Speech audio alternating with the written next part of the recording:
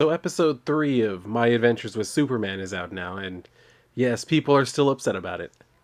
Now, this episode begins with Superman actually rescuing a pilot whose blimp has just crashed into the side of a building, and he's immediately confronted by Lois, who has run up to him because she wants to ask him for the interview, and before she gets a chance to do that, he actually just flies off. And the next thing we get is actually the setup for the villains of this episode, which is actually going to be comprised of a few characters. Two of them we can see here. One of them is Roughhouse, that's the big guy, a very minor character from the comics, not really anybody that you would expect to really recognize. And then the other one is Kyle Nimbus, and the running joke here is that Roughhouse keeps calling him Kyle instead of calling him by his code name, which is actually Mist. Fans of the CW's Flash, though, will remember that the character was portrayed by Anthony Carrigan, who, interestingly, has actually been cast as Metamorpho in James Gunn's DCU. Now, Mist is a very old character going all the way back to the golden age of DC Comics, but it's a character that has changed a lot over the years, obviously, and as we can see in this show, he's a very young version of the character, and what we're about to find out in a minute is that in this show's universe, he's actually the brother of Silver Banshee. And speaking of Silver Banshee, they do actually run into Siobhan, whose cell they happen to be right next to, and she asks them what they're doing there, to which Kyle explains that the two of them were given this crazy technology to use, and they decided to use that, obviously, to bust her out, before giving her a mask and telling her that it's hers, and it amplifies sound, because, of course, Silver Banshee, that's her thing, the screaming thing. Now, we see the episode begin, Clark is walking in, he's talking about how he's late or whatever, and then we immediately see this flash where he sees Lois, and he starts to experience some sort of pain, and we can see in his eyes that they're flashing both red and blue, which at this point, and this isn't the last time we'll see this in this episode, this is kind of solidifying to me that they are absolutely setting up the electric red, electric blue type of thing that they're going to do in the show. How exactly that's going to affect what's going on in the show, it's going to be interesting to see. I get the feeling that they're building up towards, a whole bunch of villains, and there's going to need to be two Supermen, so they're going to kind of have that be the end of the first season. I don't know that for sure. That's just kind of the feeling that I'm getting when I see what's going on with this. So we'll see if that's right or not. And there's this little back and forth between Lois and Clark where she's basically talking about her frustration trying to get an interview with Superman. He's doing everything he can to try and get her attention off of the whole Superman thing, and her basically just revealing like, well, he has no way of knowing what my intentions are trying to interview him, even though that's who she's talking to. And then we get to this fun part that I actually really enjoyed, where she's trying to illustrate the point of how easy it is to just say yes to an interview, and she asks him to pretend to be Superman, and immediately when she introduces herself and he's going to try and talk to her as, pretending to be Superman, he immediately almost goes into his actual Superman voice, and you hear him go through different octaves as he's trying to reach a level that won't sound like Superman but won't sound like himself. And you pretend to be Superman. Hello, Superman. Lois Lane, reporter for the Daily Planet. It's a pleasure, Miss Lane. Clark, come on, with a little more confidence. It's a pleasure, ma'am, miss. And then we get one of those little situations that you really only get with a character who has a secret identity, because Lois shows Clark how she would ask Superman for an interview by also applying the emotional appeal to her whole pitch, and he answers honestly the way that Superman would honestly answer her. They then go back into the office space that Lois made for the group in the last episode, and we see that they are now joined by 3 other people, and yes, you can already guess who these 3 people are, but they do introduce themselves. Of course, we have sports reporter Steve Lombard. You should already recognize Cat Grant as well. And then the last one is Ronnie Troop. Now, you may be looking at this and be like, that's not Ronnie Troop. That's true, because the Ronnie Troop from the comics is a man. And I have to say, obviously, this isn't the first time they've changed the characters in some way, but did you really have to go and gender bend the only other, black man that would have been at the paper because you already had Perry White or something? Did y'all reach, your capacity on how many of those you can have? I don't really see the point for that change either, but there you have it. Apparently now, Ronald Troop is now Ronnie Troop. I don't know what, Ronnie is short for, or whatever her full name would be.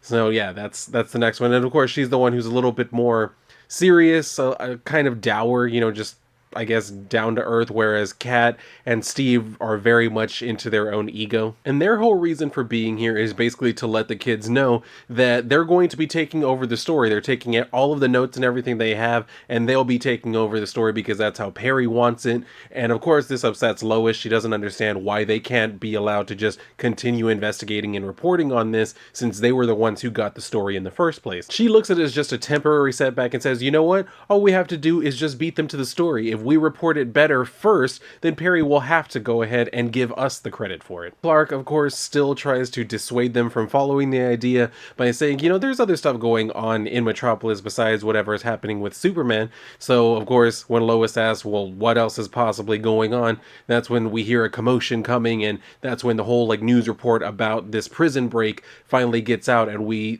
are introduced to the problem of these 3 criminals are now out causing problems in Metropolis. And Jimmy makes note that the technology they're using looks similar to Livewire, and he also reveals that, at least in this universe, he's the one who actually gave Livewire the name. He used that in a video that he put on his Flamebird account, so that's where apparently the name is going to be sticking, at least here. So I don't know if that's going to be the naming convention for all the characters moving forward every time Jimmy's going to make a video saying here's the new villain and give them their name, or if at some point they're going to start making up their own names. We'll see. It was just while I was watching that I heard him make that little note, and I thought to myself, I wonder if that's going to happen for all of the characters moving forward. And of course, Clark, seeing this, he starts talking to himself, kind of basically telling himself he has to go and stop them, but then he remembers he does have these 2 right in front of him, so he says, oh no, I mean not stop them, I have to write about them. And Lois actually does get on board with the plan. She decides, okay, yeah, we'll go ahead and track this down, but when Jimmy seems confused that she would just give up on the Superman story, she just tells him, well, I actually haven't yet. Going back over to the group of criminals,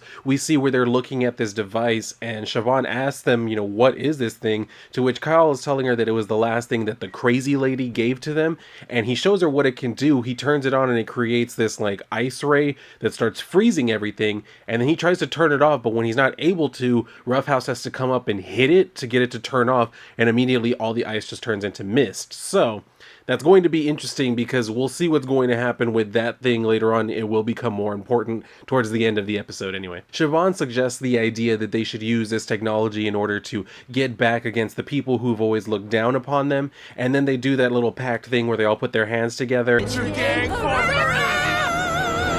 And then that brings us back over to, what the hell was that sound?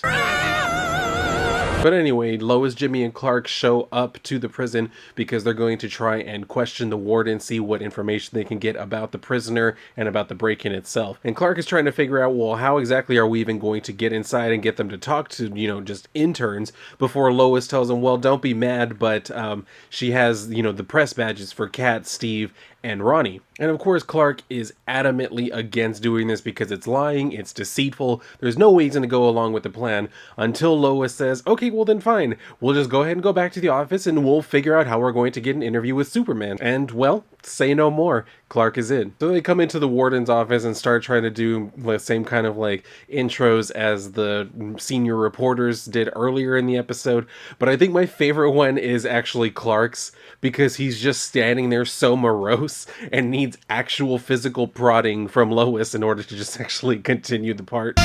Steve. Sports. And the jig is almost up for the group when the warden realizes that she doesn't remember seeing any of the 3 of them at the press conference that they held, before Lois is able to kind of tell her, well, you know, we just keep it low profile. You literally pirouetted into my office 2 seconds ago. But Jimmy's able to sidestep the issue by just going up and asking her, well, actually, you know, we kind of wanted to see if we could interview inmates, maybe see where the destruction occurred. But of course, the warden starts to tell him, no, off limits, the press is not allowed to just go walking through the prison. But then she gets a phone call and is talking to the other person saying, no, I'm already talking to the people from the Daily Planet. And of course, once they realize, oh crap, the actual reporters are here, they take off running. And they're getting ready to leave when they actually happen to just walk past the actual cell that's damaged, and they realize they have an opportunity to get exclusive information since they're right here in front of the actual crime scene. But Clark does mention that the door is locked before Lois does reveal that obviously she took the card from the warden. And it's interesting because when she holds up the card for a moment, we see that it's not just anybody who's actually the warden here. It is Agatha Zorbatos, who is from the comics. I didn't really remember the character, a very minor character again, but I did look it up. up and found out that, yeah, the character does exist in the comics as well. Created by Peter Tomasi and Graham Nolan. Pretty nice touch. But upon seeing this, Clark actually lets out a little bit of a chuckle, and when Lois calls him on it, he says, no, it's a bad thing that you did. Stealing is wrong. But he does end up going along with them using it, so they go in there, start looking around the cell, and he's saying we need to get as much information as we can before anybody comes along and sees that we're in here. And this is where we get another one of those moments, the whole red and blue moment, because he's looking at the cell door that's laying on the ground, and everything starts to go red for him, and we see that flash in his eyes again. But anyway, the team is able to gather enough information to realize that Siobhan has actually been planning a bank heist, the biggest bank there in Metropolis, which I have to say, I actually really appreciate that as well.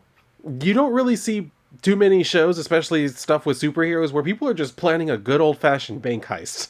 Literally, they just want to go rob a bank. I guess because now in modern days, like, banks don't really carry as much cash as they used to. Like, this isn't, I guess, the way that they would have in, I don't know, what, the 20s, the 30s, where they just had stacks of cash in a vault somewhere. Yeah, they don't really do that anymore in banks. They really just have as much cash as they kind of need, and if they need more, then they have to kind of like call it in. You don't just go into a bank and have a vault that's just full of cash, unfortunately. Not anymore. So the Intergang team uses their technology to freeze everybody inside of the bank, and then they also teleport in. Seeing that they have their opportunity, they go straight for the vault, and Mist is trying to hurry them up so they can get in and get out, but Siobhan tries reassuring him, saying, no, don't worry. This time, we have everything under control, but then we see that there's actually a security guard that they didn't realize they didn't get, who's just there with her gun. Clark, Lois, and Jimmy run up on the situation, and immediately Clark tries to tell them to stay where they are. He's going to go try and call the police as his out so he can go and fly in as Superman. And right as he's about to run off, Lois agrees that he should go and call for the authorities, and then her and Jimmy will get captured by the criminals. And when he turns around, of course surprised that she would say that, she explains that her whole plan is that they're going to get themselves captured by the criminals so that way Superman will come in and save them, and then she can ask him for the interview. And of course, Clark is surprised to hear that they're going to try a tactic like getting themselves captured so that way they can try and get an interview with Superman, before Jimmy reveals that, I mean, it worked when we did it with Livewire. You did that on purpose? But going back inside the bank, we see where the criminals are getting ready to leave, but then that lone security guard decides to prove that not only does she have balls of steel, but they are the size of wrecking balls, because she goes up and points the gun at these people who she's just seen do all of this crap with this technology. She tells them to put their hands up because the cops are on their way, but then for some reason she tells them to just leave. Which I don't really know why. After everything they just did, why would you tell them to leave? Why wouldn't you just tell them to stay where they are because the police are coming and they're not going to go anywhere? That seems like a better idea. Wouldn't you want them to be caught rather than tell them, like, you should probably just leave because the cops have already been called? What? But when they're just like, nah, fuck that, that ends up affording Clark the distraction he needs to actually fly off and come back as Superman. And then, of course, we get into the fight scene. There have been clips of this that were used a lot in, like, the trailers for this show, so a lot of this did seem kind of familiar to me when I was watching for that. And it's actually during the fight scene that we get a funny little reversal where Mist actually calls Roughhouse by his name, Albert. Gotcha! Albert! But unfortunately, the machine starts to malfunction, and Kyle isn't able to take his hands off of it, and when Roughhouse comes up to try and free him, he tries telling him not to use the gloves on it, because when he does, he breaks the damn thing into a bunch of pieces. And the machine's, I guess, power source or whatever it is unleashed once the machine is actually broken, so the ice starts spreading out across not just the bank, but even out onto the streets and everything into Metropolis. And it's during this scene that the ice is starting to capture everybody, including Superman, and he finally gains or discovers the ability to use his heat vision, which he does use to destroy the core of whatever the machine was that was causing all of the ice. As it blows up, he actually sees a vision of like robots in a field, and then one of them comes up and just blasts directly, towards the viewer. But that does the job, and all of the ice turns into mist. And then we actually also see a moment where Superman also crushes Siobhan's mask in his hand. That's going to be important, and I'll talk about why in a second. So we see where there are paramedics who are running into the bank to help people, and before he leaves, Superman tells them that, there are other people that they need to check on as well, and then he takes off because obviously he needs to go and find Lois and Jimmy so that he can see if they're okay. But right after he runs off, we do see that one of the people posing as a paramedic is actually Deathstroke. So of course, going outside, he sees Lois and Jimmy looking for Clark, and he flies over to tell them that don't worry, Clark is actually fine, before telling telling Lois that he knows she wants an interview, and right as they're about to actually do that, the other three, Steve, Kat, and Ronnie, start running up to him. So Lois suggests that maybe they should take the interview somewhere a little bit more private. So this is where we get one of those classic scenes where Superman picks up Lois and they fly off together. And once they're up there, Lois does remark to Superman that if this is the way that he sees the world, that it's just beautiful. And I have to agree with that sentiment, but I really want to just also mention right here that just aside from, them making the city look really pretty, they've also captured the spirit and the character of Metropolis very well, in that Metropolis, unlike a place like Gotham, it's very bright and cheerful. It feels somewhat clean. There's still the criminal element to it, but it kind of feels like the type of city that if you were living there, even though there's cars, there wouldn't be pollution. You know what I mean? Like, it just wouldn't exist there for some reason. It's just they captured that element so well, and then also using a lot of these tones that are like golden amber type of tones. Of course, it's also that time of day, like that golden hour time of day, in the time of the show. But even earlier in the episode, where you kind of see it more, I guess, during like midday, where everything looks just bright and, kind of cheerful, very clean. Like I said, I don't want to say sterile because that almost kind of seems like it has a negative connotation, but just that character of Metropolis, and that it's a very inviting place. It feels like a place where you would always feel safe, even though there is crime out there. Just the idea that you're in this place kind of makes you feel like you're in a good place, I guess. So yeah, I just kind of wanted to remark on that, because again, watching this episode and seeing, them doing the whole flyover of the city and then him flying up to the Daily Planet building, it just reminded me again that they really captured the character of not only just the characters of Superman and Lois and Jimmy, but also the actual character of Metropolis, the entire city itself, which I got to give them credit for that. That's pretty cool. And getting to the rooftop, we finally begin the actual interview, and Lois tries asking him, where are you from? How do your powers work? Who are you? What are you? And to pretty much all of them, he just says, I don't know. I'm still figuring it out. And then before he flies away, he tries giving her just, the standard, I'm here to help, the citizens of Metropolis, and that's really the only thing that matters. And then he flies off thinking like, all right, that should satisfy her. I wasn't able to give her much information, but I told her I'm here to help. She'll be fine with that, right? And then, of course, switching back over to Clark, he comes running up the stairs, and Lois sees him, and is, immediately she runs over and is apologizing to him, saying, I'm sorry I didn't tell you about my plans and everything to try and get the interview with Superman. I got you in danger and everything, which again kind of shows just that care that she actually has for Clark, in that, she just got the interview she's been wanting this whole time, and rather than immediately like being happy and telling him like I just got the interview, she runs up and is apologizing to him for putting him in harm's way, and just not being very considerate of him again, which again, like I said, is just more endearing for her character, that she cares about him enough to like go up and apologize because she put him in harm's way. And Clark starts telling her that it's fine, she doesn't have to worry about it. He's going to do whatever he can to try and help her get the interview because he knows he just gave it. So she does tell him that she got the interview, and Clark is happy for her. He says, well, yeah, that's awesome. Then, don't you think that's Superman? He's just a great guy, isn't he? But she turns around and says, oh, he's a liar. Which, of course, takes Clark completely by surprise, because you can tell he really thought he knocked that out of the park, that he had her completely convinced that there was nothing more for her to investigate on him, and it just completely backfired on him. And that's how episode 3 has ended. So I do like where this is continuing to go, because I do feel what we are building towards is that there's going to be some sort of event that's going to cause a whole bunch of villains to be grouping up against Superman, and that's kind of what we're building towards. With each episode, we're going to be introduced to like a different villain who will end up coming back as part of a team. And I think that that's interesting, because one of the gripes that I've seen about this particular episode was that the villains are using technology rather than, it be their actual powers. And I will agree, I'm not the biggest fan on them switching, technology for the powers that the characters actually have in the comics.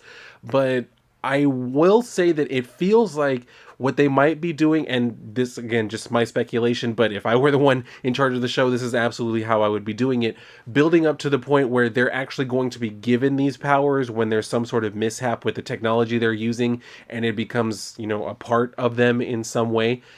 How exactly they'll go about bringing that about, I'm not entirely sure if that's even what they're going to do. It just kind of feels like that's where they're heading, especially because, like I mentioned earlier, when Intergang is arrested, or about to be arrested, I guess, Superman, before he leaves the bank, he actually destroys Siobhan's mask, which means that the technology obviously still exists. He didn't, completely disintegrate it or anything. It's still there, but it's broken.